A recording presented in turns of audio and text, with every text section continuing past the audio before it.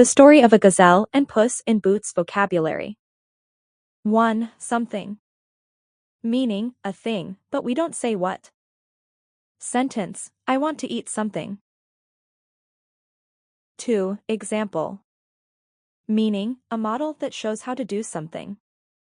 Sentence, this is an example of a good drawing. 3. Paper. Meaning, a thin sheet for writing or drawing. Sentence, I drew a cat on the paper. 4. Trader. Meaning, a person who buys and sells things.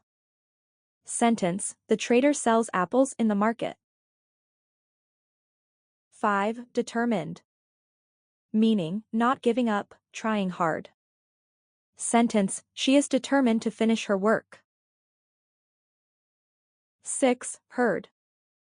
Meaning, a group of animals. Sentence, a herd of cows is in the field. 7. Expensive. Meaning, costs a lot of money.